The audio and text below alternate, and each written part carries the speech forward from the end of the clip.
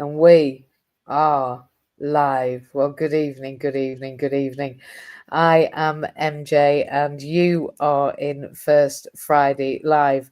I can't believe that it's already the middle of 2025. And this evening we have got somebody who I am very, very excited to introduce to you. Last month we had Steve Brown. If you've not listened to that, I think you should go back and listen to it. It was a phenomenal live. I'm not going to put you under any pressure there, Terry, but Terry is somebody I have known for 15 years.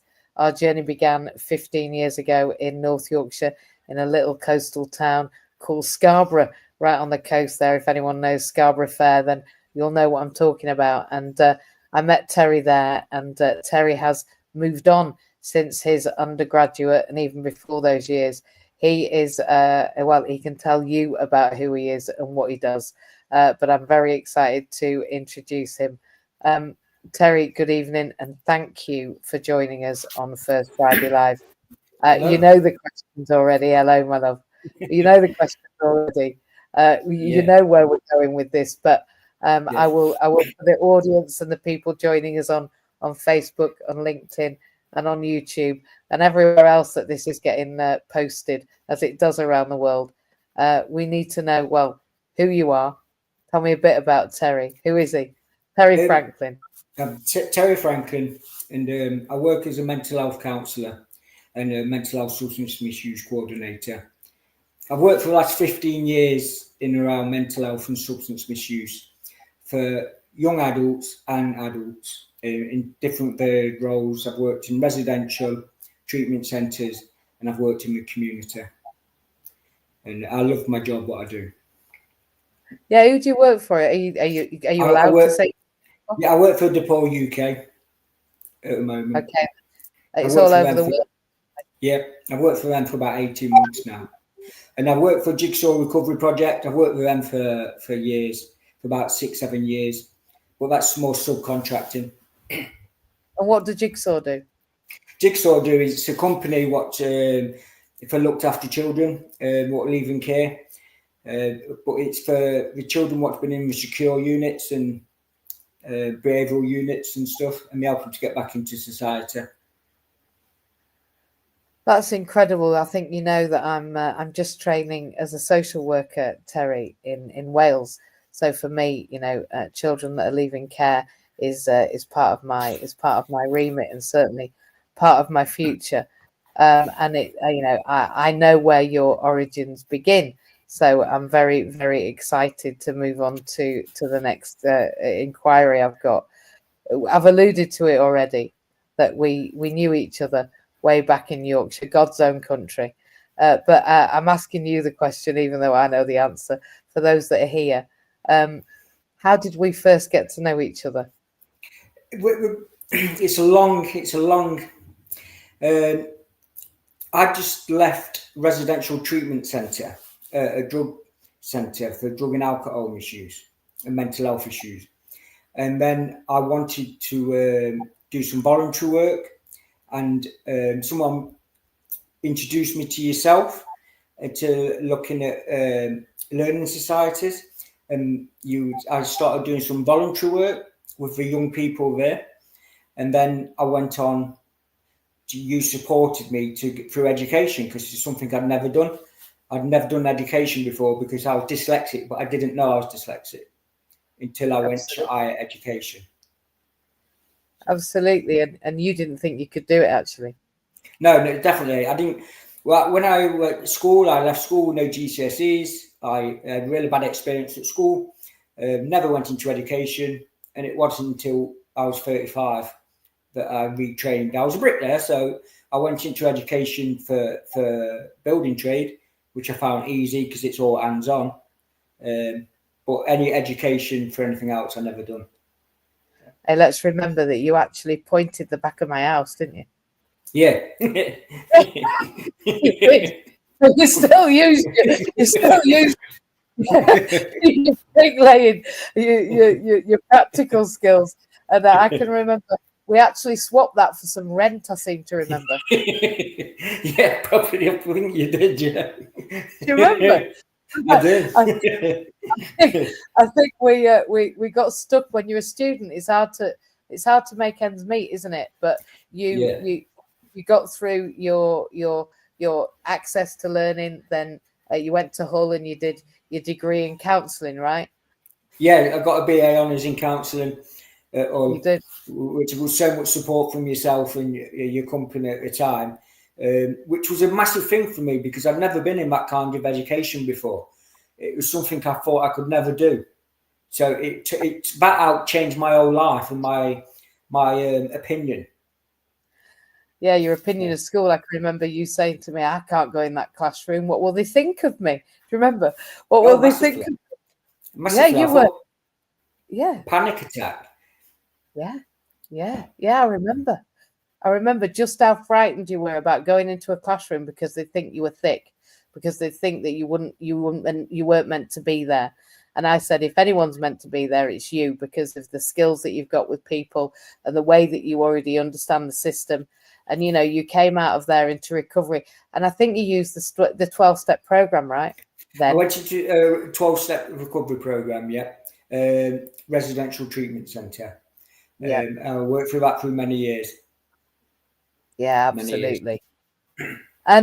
And I think we're going to talk about the start of your journey, which we already have.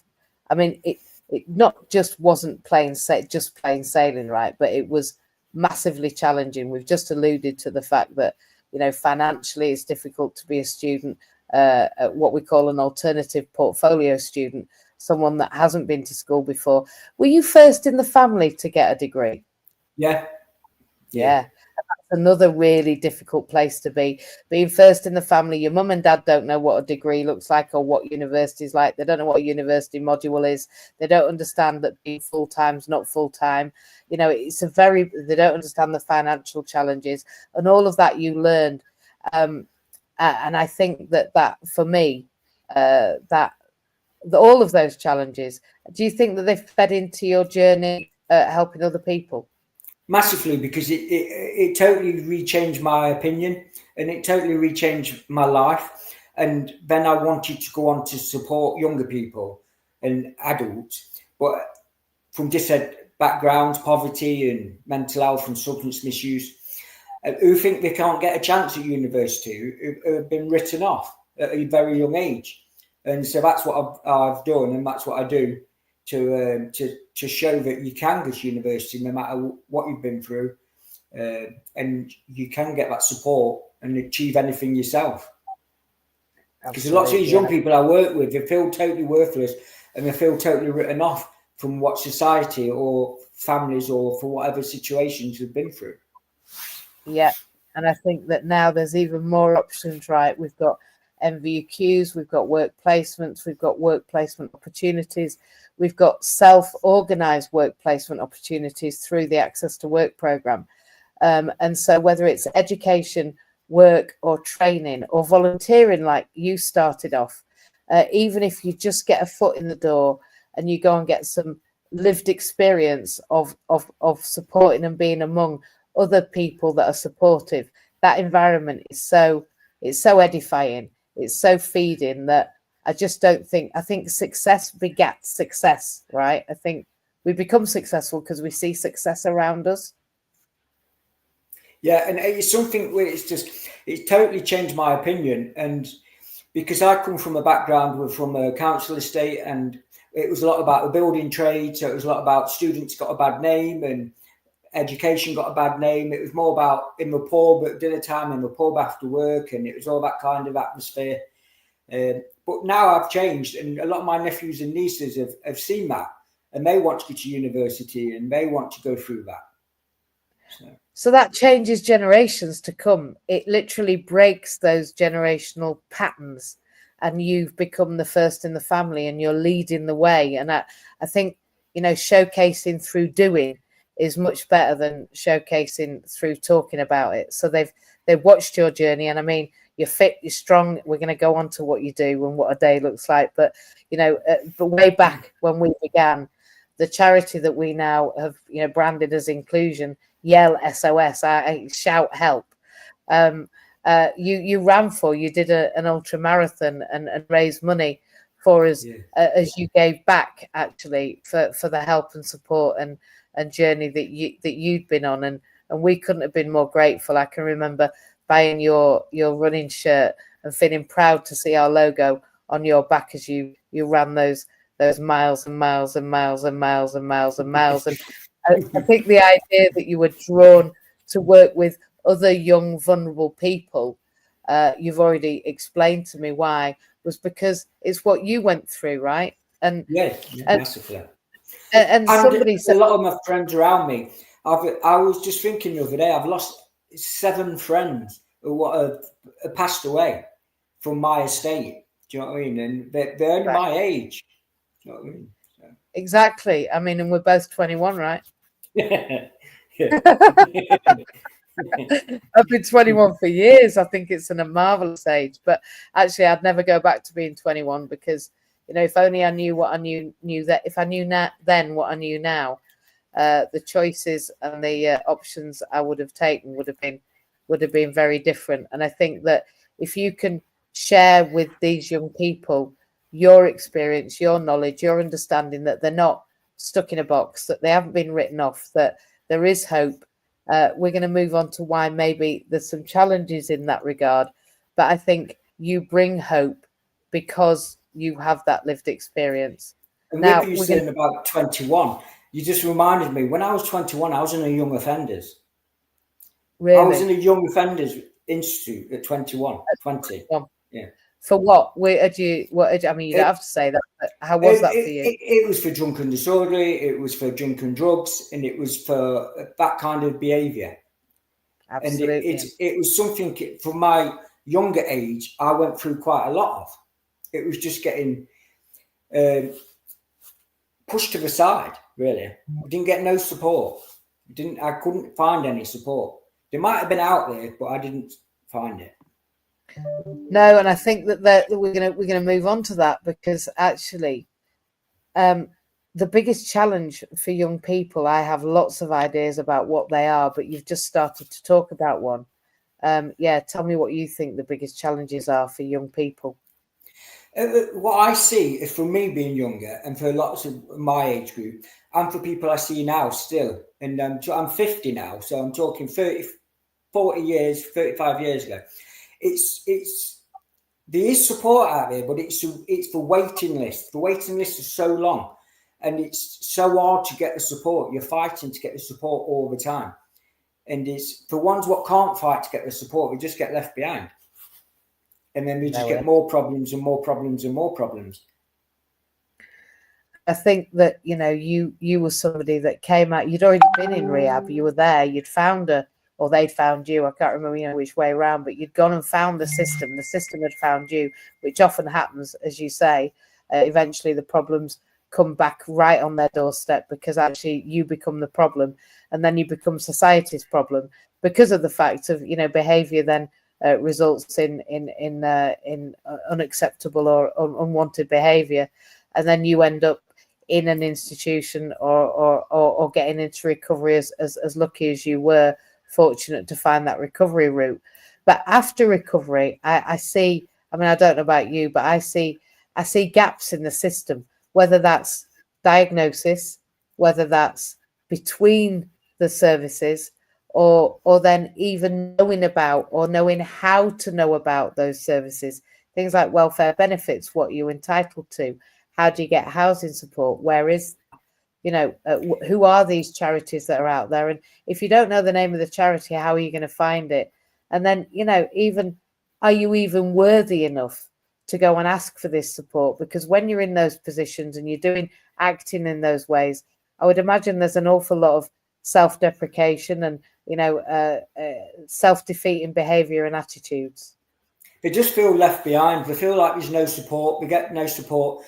Then the support we do get, they feel like we're fighting for, or the waiting list, like CAMS and stuff. But it was only like 10 years ago, the government changed it to anyone under 35 could claim £50 for housing, renting.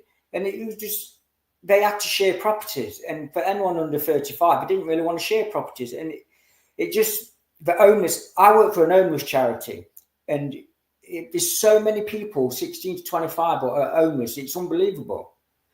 And my role is mental health, but the company I work for is a homeless charity, and they're in London, they're in Manchester, they're in the North East, they're all over.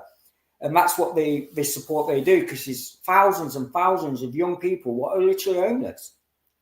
And it's they're homeless because there isn't the welfare benefit to help them, and they're actually not engaged. They're NEETs, right? They're not engaged in education and training because they haven't at the start. They hate school because it was a terrible experience. They don't want to go back because they think it's the same. So they're not involved in that. Then they can't get a job, and then they can't get the benefits. So then they're homeless, and then they fall into disrepair and dysfunctional behaviour. Yeah? Yeah, massively. And that's why the charity I work for at the minute, I really enjoy, because it covers everything. First, it covers somewhere to live, but then it covers everything: education, mental health, the rent, everything.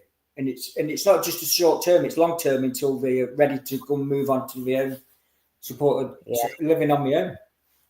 You see, I think integrative support, that integrated experience is pretty much what you experienced when you came to us. We work with our charity in our company that work with government services, and then where there was some gaps, we plugged them and made sure that, you know, you got a bit of a job to do the back of my house to pay for your rent, right? That top up, that you got your student finance, that we applied for those welfare benefits, that you actually had a stable home, that meant, and a somewhere to come and get support, but also somewhere to come and give support. And I think that's important too. It's all right setting young people up, even in a safe, a roof over their head, and somebody coming to support them and all of that connection. But I just feel so passionately about when we help people give, then it helps them to receive.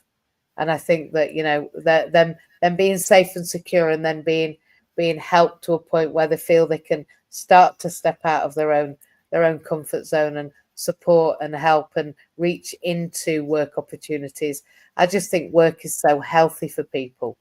You know, what's your kind of what's your philosophy really when it comes to addiction and recovery?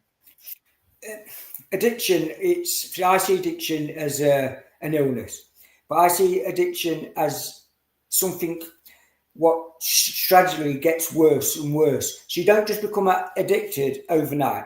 It takes time. Yeah, so it starts in younger age. So younger age, start using substances. Then we start using substances more to cope with feelings, to cope with trauma, to cope with life situations, and then it becomes your only coping mechanism. But the problem with that is when it becomes your own coping mechanism, that's when it starts to change everything about your body and your pathways, and that's when it becomes addiction. And that's when addiction causes so many different problems.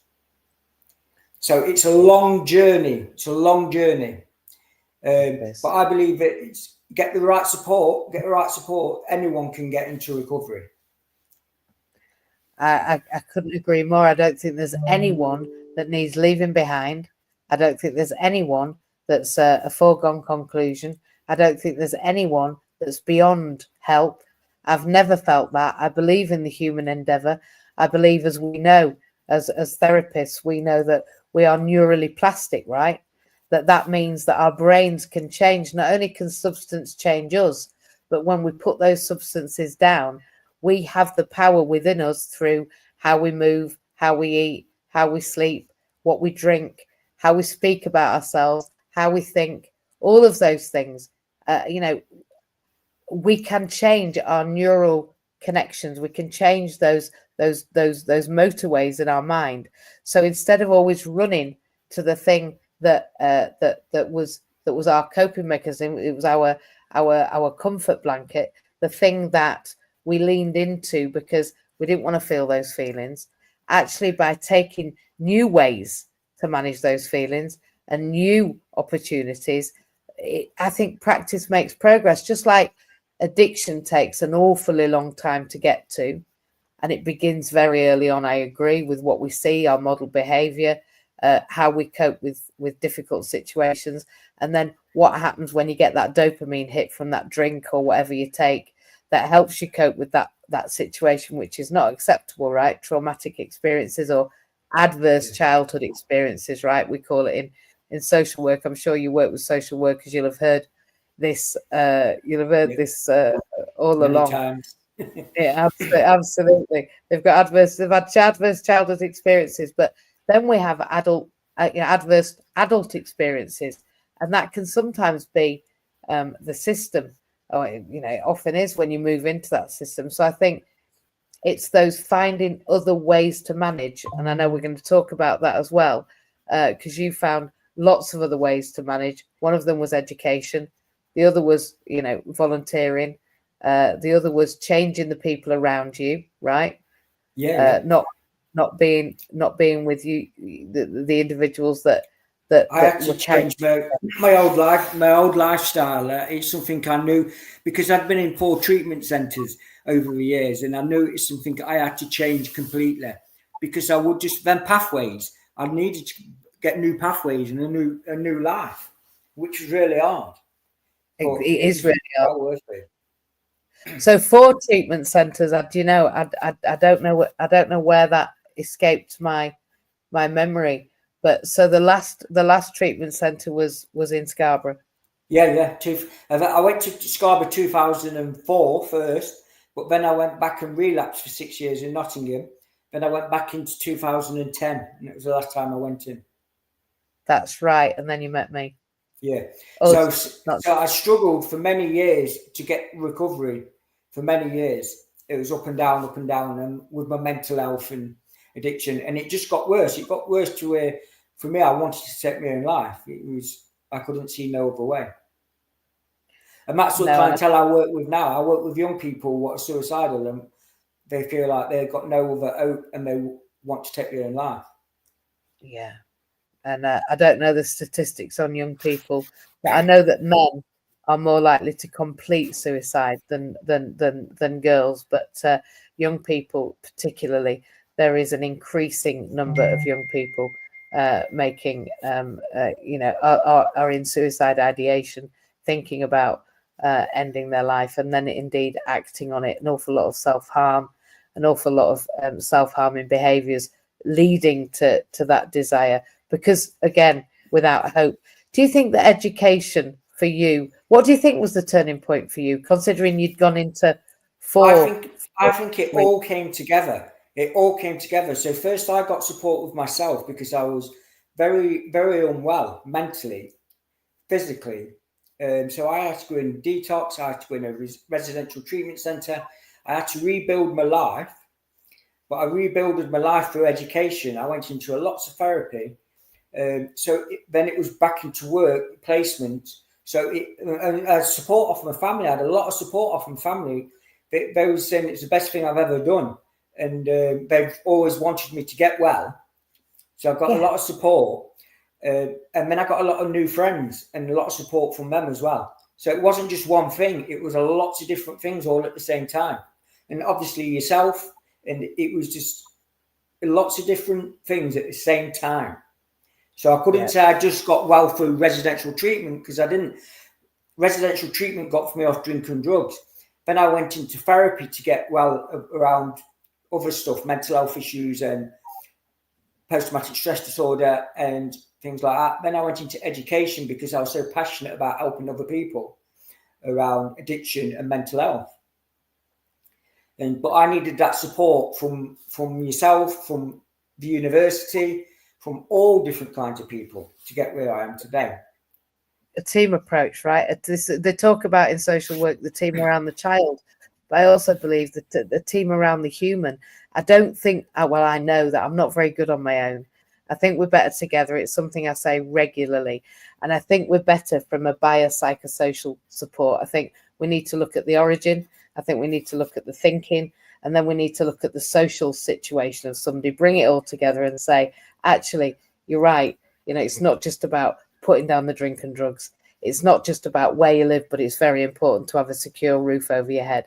It's not just about the fact that you're now recovering and you're in a safe space, but it's about the people you've got around you, the new relationships you need, absolutely, and then learning to learn. And of course, when you went to learn, if you hadn't had the diagnosis of dyslexia and you weren't able to understand why school was such a difficult experience for you and why you didn't come out with those qualifications, how could you have healed your own self-belief about Terry and what Terry could do? I wouldn't, and that was the thing. What really opened my eyes up is that if I got the right support, then I could go to university and I could train to be a counsellor, and that's all I wanted to do. And at the time, it was very hard to get through, but it was something I was really passionate about and got the support. But like you said, if I wouldn't have got that diagnosis and got the support for being dyslexia, I wouldn't have even got anywhere near education. No. Because No. I just wouldn't have, because I didn't know no GCSEs, my spelling, my writing. I wouldn't have got past the first level. No, and I remember that fear. And I think that they say that fear is false evidence appearing real. I love that acronym, right? Because I remember how terrified you were of going into a classroom, but I knew what you had to give. And I don't mean just a lot of lip. I mean, I knew what you had to give verbally.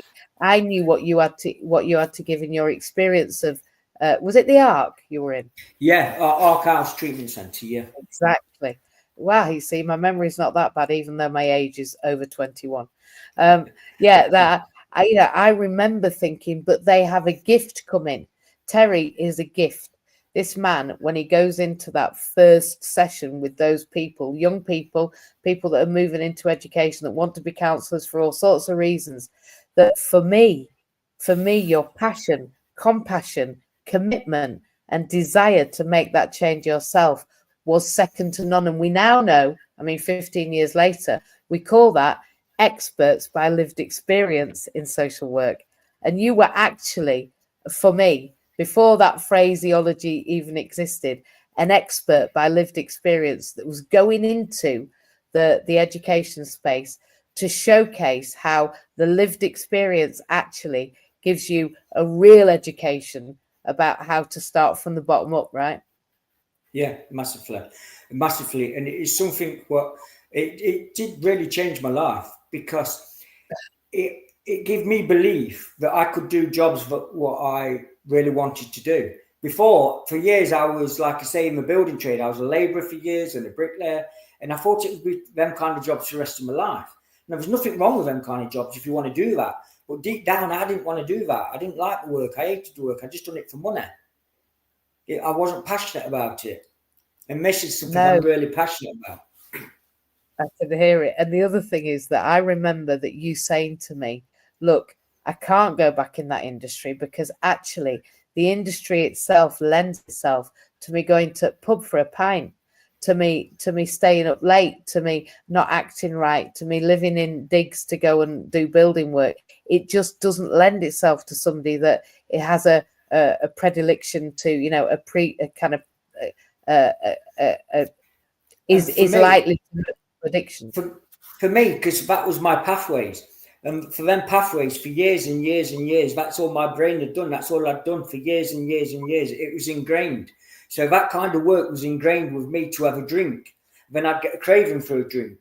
So it was about, I had to build new pathways away from that. And that was doing something totally different. Yeah, not acting the same way, because you know what they say, if you always do what you've always done, you'll always get what you've always got, right? Yeah, and it really opened my eyes about the pathways, because I used to go back to Nottingham, and I used to get really bad cravings when I went back to Nottingham, and I'd be walking past the pubs and the clubs and stuff I'd been in, and I wouldn't know why, but I'd really get association cravings, and I wouldn't get that in Scarborough. There you go. Exactly. That is all in a brain. That is all. But then now I don't get that. After 15 years, I go back to Nottingham and I don't get that no more. Yeah, so that took a lot of practice. Practice makes progress, not perfection. But you've let go of those patterns because your brain's no longer remembering it in an emotional way. Yeah, the emotions and the surges aren't coming, and it's actually the emotions that control us very often, isn't it? Yeah, definitely. And it's when we're younger, that's how we learn to regulate our feelings. Is when we're younger, we either learn to regulate our feelings or we don't, and then we take that into adulthood. We do, and learning to regulate our feelings is vital, because we're going to come across challenges. We're going to be in vulnerable spaces and places, and we need to learn to vote with our feet, or our wheels in my case, and then vote with our heart and mind, right? Because I'm feeling like this and I don't want to feel like this. How can I change the way I'm feeling? Well, I can go do different. And when I do different, I'll feel different. And when I go and feel different, then I'll act different, and then I'll become different, eh? Yeah, massively. And Yeah. I think I'm really positive about working with this age group, because I think 16 to 25 is a very important part of development. Now, brain development, all development. Now, when you start taking substances at a young age, it can have a real big impact on you later on in life if you start abusing substances. Absolutely. And I think not only just abusing, but using. I think the younger that you begin imbibing the likes of alcohol and, tobacco and any other stimulant that changes your dopamine response, right? Changes your neural pathways, your brain pathways to the way that you get pleasure. I think then you're bound to run down that road. I call them M roads and A roads, the motorway of your brain. If you, as you said, when you were building, you were associating drinking with building. Well, if you always have a response which is to pick up a drink or have a cigarette when something or whatever else you're doing, when something emotionally unsettles you, then you keep reaching for that. But we need tools, and I think we're going to move on to that question because we're just about halfway through for those that are listening and watching.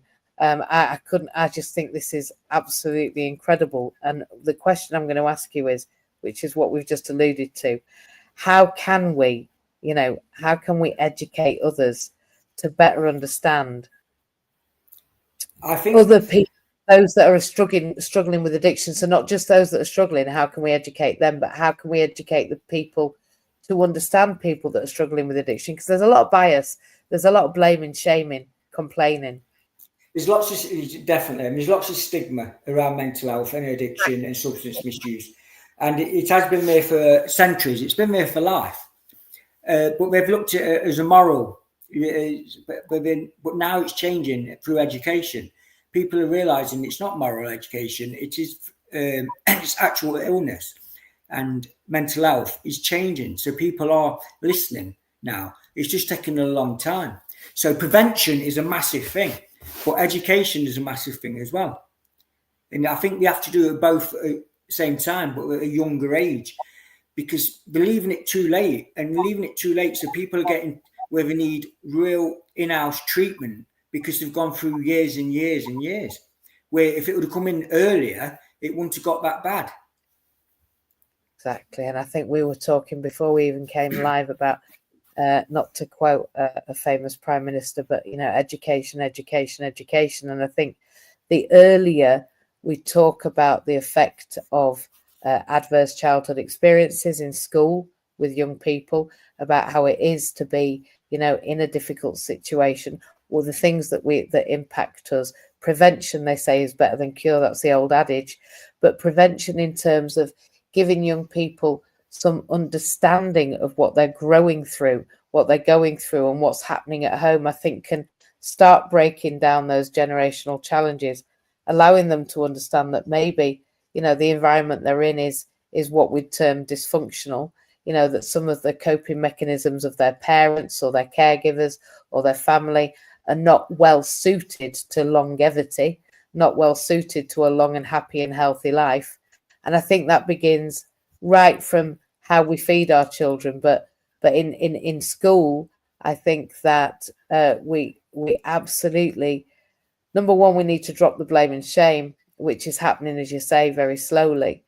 But also we need a open communication, so open discourse where it's okay to say, this is going on for me. In fact, it's okay not to be okay. Do you agree with that? And what really opened my eyes is I worked in a residential treatment centre, the one I went through for some time. Now, my background, I always thought addiction or mental health come from poverty and come from low down rich area, poverty.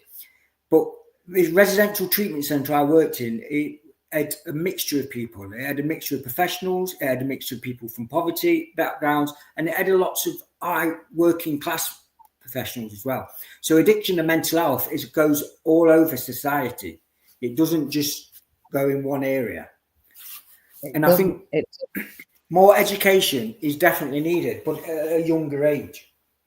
Yeah, without a doubt. And you're right, it is cross-sectional. It goes throughout. It's endemic in every class system, in every country, actually, as you've alluded to with the fact that the charity you work for, the company you work for, is all over the world. It's not just in the UK. It's everywhere from the States to where I am at the moment in the United Arab Emirates. It's underground, it's everywhere, and particularly mental dis-ease. So the dis-ease associated with having those adverse childhood experiences and that difficult start needs to be talked about early, because it does come and haunt you later on. It comes, as you say, it comes and it builds, and eventually it becomes dysfunction, and then it becomes society's problem. And as you say, those young people end up in a unit. And if we took a preventative perspective, then maybe we would save money later on. You see, I think prevention looks like a lot of investment, but actually it's a bit like retrofitting inclusion. If we go to a building and we put a lift or a ramp in after they've built the building, it's 40 to 30, 40, 50% more than if they paid for it right at the beginning and got somebody in to help them design it and design inclusion and accessibility by design. And we're pretty much talking about that, aren't we? We're saying if we work with young people and we front-ended that support, and we knew that investment was investment to save us double or treble or whatever the statistics are later down the road, it would look like a reasonable cost, wouldn't it? It would look like a great investment. Massively. Yeah. And that's something where, because when I work in it, it's more about the treatment. So it's later on in life when they're in the 30s, in the 40s, where I worked, where they've gone through all that. They didn't have the prevention, then they've got to where they're passing away, where but we call it the last part, tier 5. It's the last part. You're in hospital, you need detoxing, you're dying. And it doesn't need to wait to get to that long if you get support early. And thousands of people could survive through that. Absolutely. And the thing is as well that's just come to mind, and of course it absolutely has impacted you. You've talked about, I think, 7 of your friends from your estate are no longer with us, but the impact of that. And I remember in Yale, I remember one of your colleagues, I don't know whether you knew him, but somebody else from the art that we helped, he did pass away. His mum, if you remember, came and funded our telephone system because of the help and support that we'd given him, but he just didn't make it. And it's not just then in the 30s and 40s, the impact on that person, but then their partners, their children, their parents, their families, their care providers, the individuals around them. The impact is on society, the family, society, and then society as a whole. It impacts so many people later in the road. And that's what I'm working with now. I'm working with 16 to 25-year-olds, right, where have gone through their parents with substance misusers, their parents was addicts, they've been took into care, they've been took into the system because of that. Now I'm working with the aftermath of that. Absolutely.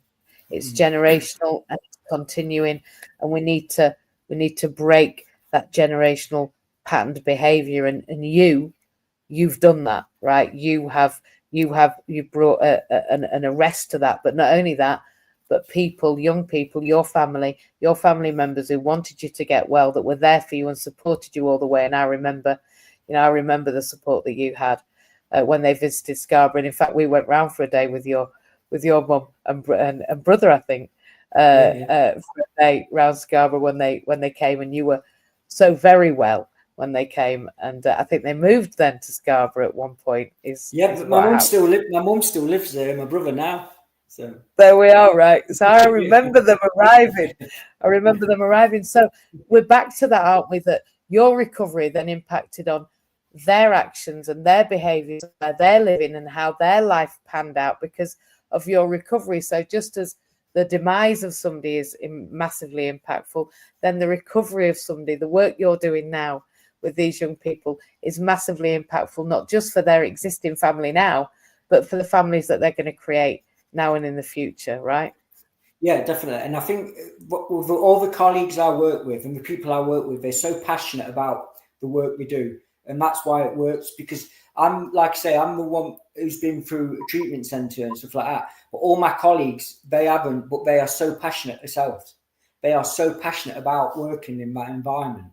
And their values are so much about helping younger people.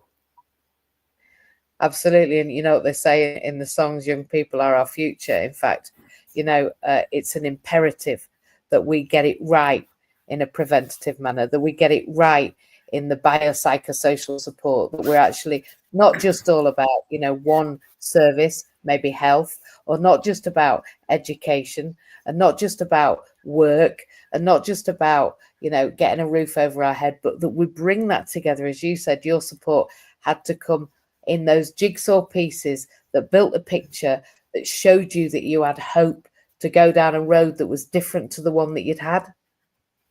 Massively, massively. And I think that's where it really opened my eyes up about how people do care. Because for a long time, I had trust issues. Unless I really knew you, I wouldn't trust anybody. Unless you come from my estate, I wouldn't trust anybody. I thought everyone was out to get you. Education, social services, all that kind of stuff. The police, everything. And Everyone. then it turned my mind around to thinking, well, no, there's lots of people what really want to care, because I got support from all kinds of society. You did. And I remember you saying, these lecturers, like, it matters to them they say what I write's good, and I just need to this, that, and the other. And actually they want me to succeed. Like, well, when we're doing this, they say that what I say is good. And I remember saying, I told you, I know, I listen to you, I know what I'm talking about. You haven't been in these universities, I have. And so for me, it was always a surprise that you couldn't see just how much value you had to give. But when they started reflecting that to you, your self-esteem rose, your self-identity changed, your belief in what you could do changed, and you changed whole life. And I know you went from bricklayer to counsellor. So in this last kind of quarter, and I can't believe the time's run to the point that we're 3/4 of the way through. We are, and I've still got a few questions for you, but we will definitely manage them. I want to know now, because I'm so honoured to even hear to this, but not only in comparison, but now, what's a typical day like for Terry Franklin? Well, I'm married now. I've got a lovely wife. We've been together 9 years. And my wife's got grown-up kids and grandkids, and we've got a big family. I live up Northumberland, so I'm a very family man. Always just come back off holiday. Me, my mum, my wife, and the grandson went for a week up to Scotland, and we spent a lot of time in the islands of Scotland. I'm into my running for my mental health, and I've just done another ultra marathon in Scotland. So it's a totally different lifestyle.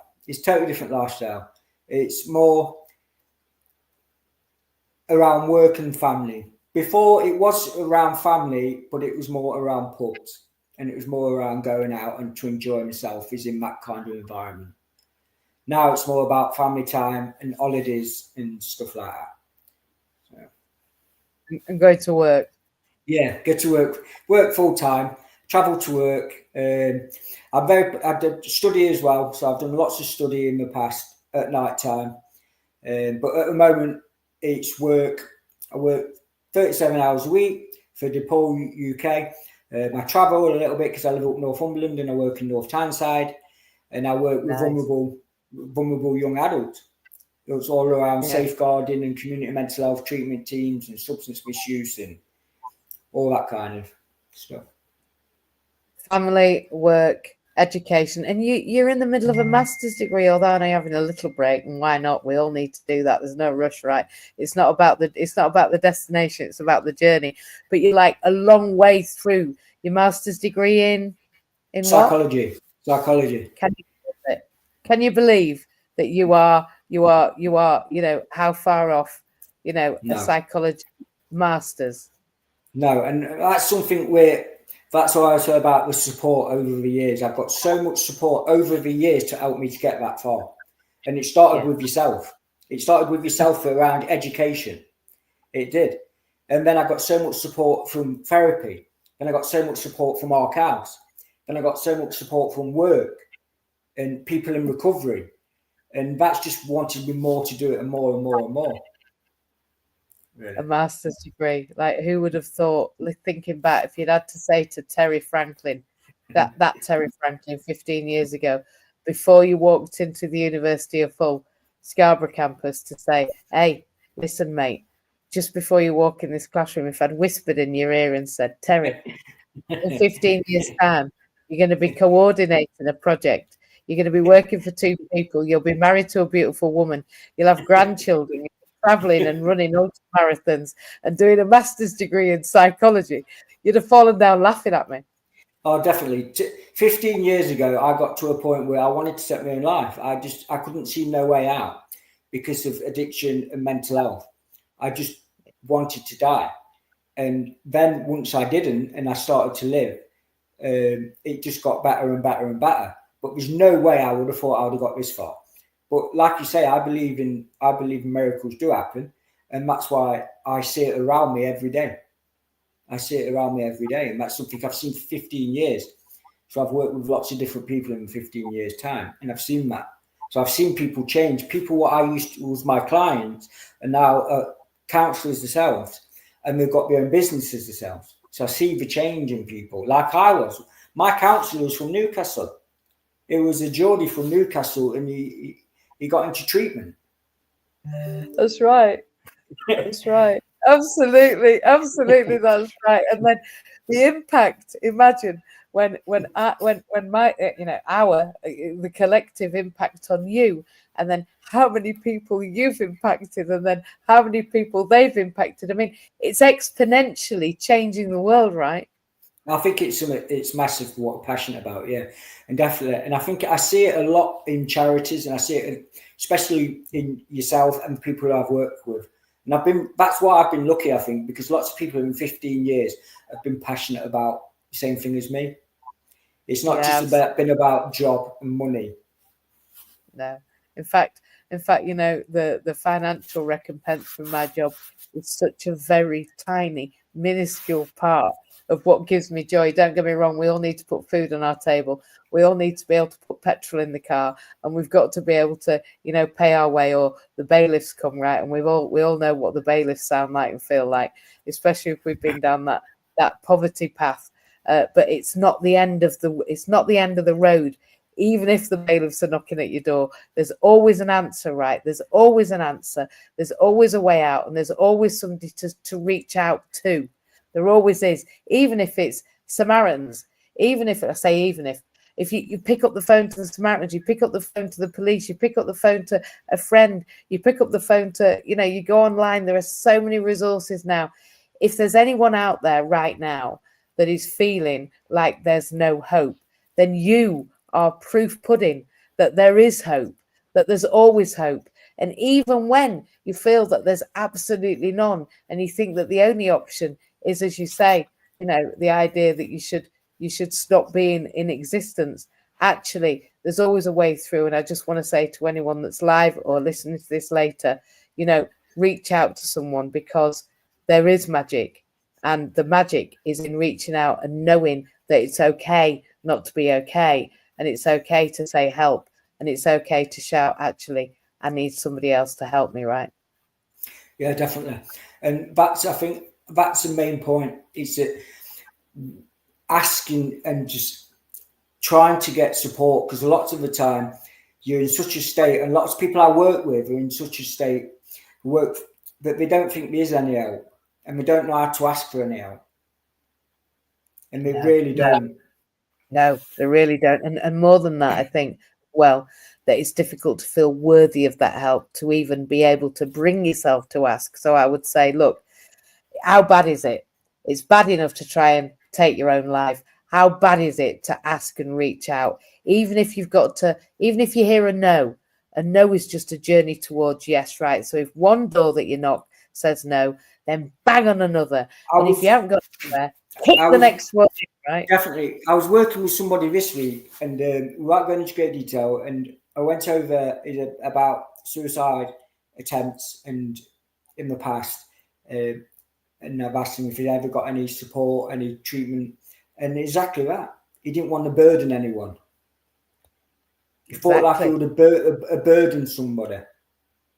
And I have to say to anyone that thinks that, right, how much of a burden is it to pick up the pieces after that? How much of a burden is it to your family and friends when that's happened? Yeah. So be a burden now. Be a burden today. Be that burden. Go and be it. Because if you're going to be anything today, be a burden. Better than being that than be one later when you're no longer here to understand the burden that you actually are being. So I would say, that it's brave. It's brave to say, I'm not okay. It's honorable to say, I need some help. And it's fantastically impactful to reach up and reach out and put your hand out and say, I need someone to hold my hand. I need to grab hold of somebody to pull me out of this pit. I genuinely do. I see you as brave and powerful and impactful. And, the changes that you've made. In fact, I see you as a magician. I see you as a magician in your own life. I see you as a magician in your own life. I've seen magic. You've created magic. We've created magic today. And in just the last few minutes, and I feel like I don't want to let you go. I feel like I want to keep you here for another hour or 2 or 3, but I know that you've got the most beautiful lady to go and spend the rest of the evening with, and I know that you've got fantastic family. Definitely, and I really want to say as well that it's the network. So the people around me is my family, and they've been so supportive, and they're having their own battles, and that's why I connect with that. But at the same time, the people who I met in recovery, so people who have been in recovery, they are changing lives themselves because, like I said, they're becoming counsellors, they're getting businesses, they're going on to support other people. And it's just a massive effect, like it was on me. It's a ripple effect. It's a ripple effect. And now you are just that magician making that ripple effect. And I'm gonna give you a couple of seconds of imagineering what I call magic and what other people call something else. But for me, right, it's a fun question, and it's also very important, I guess. But if I had a magic wand, and actually, if I gave it to you, if you had a magic wand, and you had 5 minutes to use it, what would you do first? I think with magic wand, it would be all about people who are close to me and people what I've lost who aren't here anymore. For them 5 minutes would be about seeing them people what aren't here anymore, and what I've lost because of mental health and substance misuse. But at the same time, I would, on a positive, I'd whisk all me and my family off to a mountain in Scotland where we just come back from because I just loved it. And it was amazing. You go back to the mountains of Scotland. I tell you what, I live in Wales and Penny Fan. I don't know whether you've climbed it, but there's some amazing mountains in Wales, and I think the outdoors for you, running, being connected with exercise and moving and breathing and eating right and drinking right has been absolutely imperative. I've seen you on social media run from here to, I don't know how many miles you've run, flipping millions, and I love that. It's massive, I love that. For my mental health. Yeah, it's massive for my mental health. Yeah, and I think that people don't think about exercise and mental health, but in fact, we're not taking enough steps, and we know that. I think it's nearly 8,000 steps or something you should take a day for your mental health well-being. And if you take below that, then actually you are more at risk of becoming mentally unwell if you're not taking those steps. So for me, I have to go to the gym. Sorry, when I done my masters, I done quite a lot of research on mental health and natural environment. And the same, the natural environment is better than antidepressants. It's the green. It's called green and blue therapy, and it's being in nature is just as good as antidepressants, if not better. So I'll be honest, as far as I'm concerned, the pharmaceutical industry would be absolutely flawed if only we taught people to move into a natural environment, access their theta and delta waves, breathe, and use the power of the breath, which of course is what happens when we are cardiovascularly fit, and lean into the power that's within their own body, right? To create the chemistry, the endorphins, the serotonin, the melatonin, the 7 chemicals that creates ecstasy is what we can create. We can create literally ecstasy within our own hearts and minds and bodies through movement and through breathing. And who knew? If you could say to young people, look, I'll tell you what, how you can get off your face. I'll tell you how you can get off your face. You can get off your face through your own breath, through your own behavior, through your own movement. The gym for me, swimming for me, breathing, breath work. I'm sure you've heard of Wim Hof. Breath work, energy work.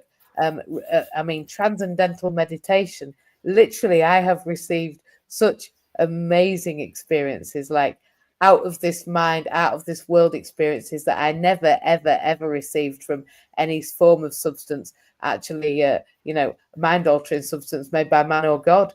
I have been my greatest substance creator, right? Massively. One of my colleagues, that's what she does. She's trained in breath work, and that's what she does. She teaches people in breath work, and it's something definitely, like I say, it's natural, and it's something. To get well, you have to, I believe, in everything, your environment, your thinking, your behavior, every part of your body. We're not separated, everything's connected. Absolutely. In fact, not only is everything connected within us, it's also connected without us. For me, the idea that you and I are anything different to each other is ridiculous, because we all came from the same source and we all return to the same place. So how I treat you, and this is how I live my life, is how I treat me. Yeah. So massively. when I realize that what I do for you and do with you, I do for me and to me, is massively impactful for me. So I think we can round it up by saying that, Terry Franklin, not only are you a boss man, not only have you been there, bought that t-shirt, right? Not only have you done the grind and gone through those roads that other people might not believe, that a mental health addiction and recovery counsellor and coordinator, a family man with grandchildren and a beautiful wife and a fantastic life that takes him on holiday to Scotland, to mountains and other places I've seen, not just Scotland. I've seen you all over the world, man. I've seen you flying about as well. The warmer climes than this. So don't just tell me that you bob off to Scotland for a week. I know different. You've got a life that others would dream of having. And certainly if we take you back to those days that you came back from the Ark, that maybe, again, if I whispered in your ear, you'd be going all over the world with your beautiful wife and grandson and mother and brother and etc. and so forth. You'd never have believed it. But that magic is within you, and you created it. And I couldn't be more proud to bring you here today to be on First Friday Live. We're in the last couple of minutes, so just in the last kind of minute or two.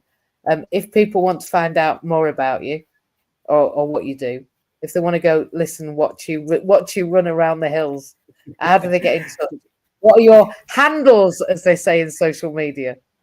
I'm on Facebook and I'm on LinkedIn. Yeah, that's the LinkedIn. That's the two I'm on. So LinkedIn I use more. LinkedIn I do use more for work and everything. Definitely. Yeah. I'm on LinkedIn quite a lot. I bet there's not many Terry Franklins, are there? I'm not sure. I think they broke the mold when they made you, Terry. My mother would have said, and thank God they did when they did that with everybody. Thank God they did. Look, we are literally in the last 45 seconds. I want to say to everybody that's joined us today, I am incredibly grateful for this. If you're on replay, please, do lean in, get in touch. Get in touch with me if you are wanting to move into workfulness, or you need to know a way forward. Please do just reach out on my DMs, as they say, my direct messages. And I've been Mandy Jane Lace, or MJ as I am known as. He's been Terry Franklin. I think together we have been powerful. I think we've made magic. I think we've told you about the power of change and the power of possibility, and that it's never too late. You've never gone too far, and there's always hope and there's always opportunity. So reach out and go and get it. Listen, Terry, you've been amazing. We're at the top of the hour, so we're going to say goodbye. Say goodbye to all of your fans. Goodbye. Bye. Thank you. Bye-bye. Bye bye. See you later.